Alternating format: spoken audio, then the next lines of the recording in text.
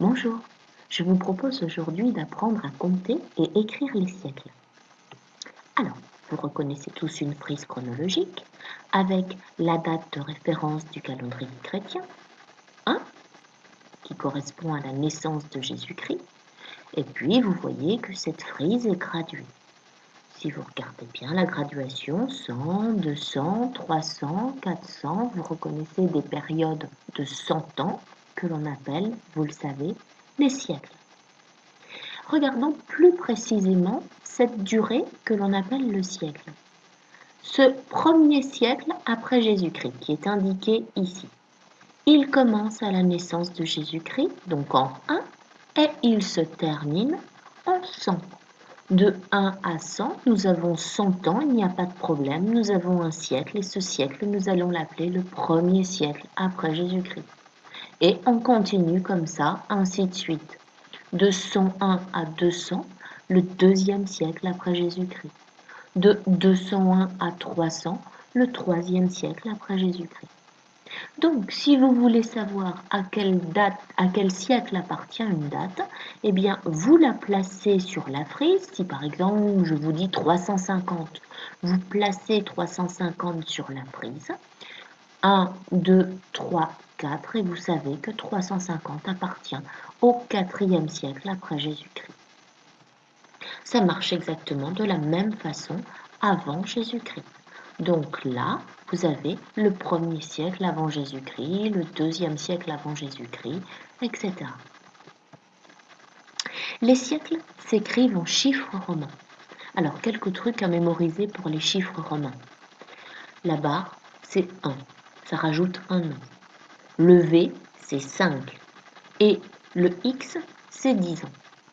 Donc, si par exemple, vous mettez un 5 plus une barre devant, nous sommes au 6e siècle.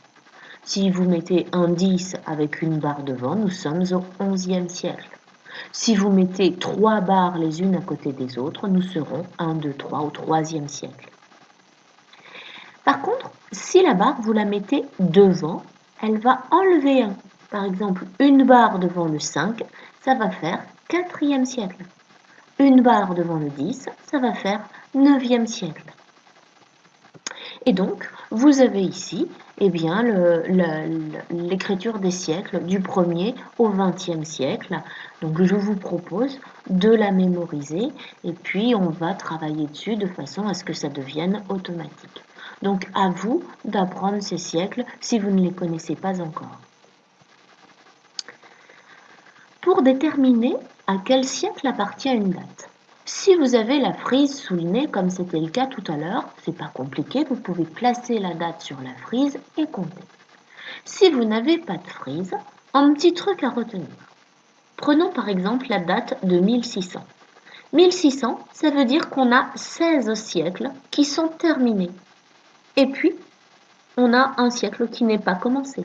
Donc 1600 appartient au 16e siècle. Si on prend la date de 1603, 16 siècles de terminé, d'écoulé, plus un siècle de commencé. Il vient de commencer, il n'y a eu que 3 ans de passé, mais il est commencé. Donc on fait 16 plus 1, et donc 1603 appartient au XVIIe siècle. Je vous propose de vous entraîner.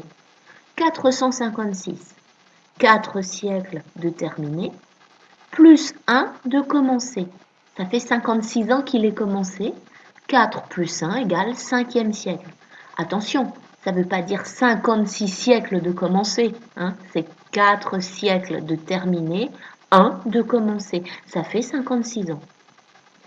892, 8 siècles de terminé, plus 1 qui est commencé, voire même presque fini, puisqu'il y a eu 92 ans de passé déjà. Donc 8 plus 1 égale 9e siècle. 1534, 15 siècles de terminé, plus un siècle qui est commencé depuis 34 ans, donc 15 plus 1 égale 16e siècle. Et ainsi de suite. Donc j'espère que vous avez compris et je vous propose maintenant d'aller s'entraîner pour bien vérifier que tout ça est maîtrisé. À bientôt!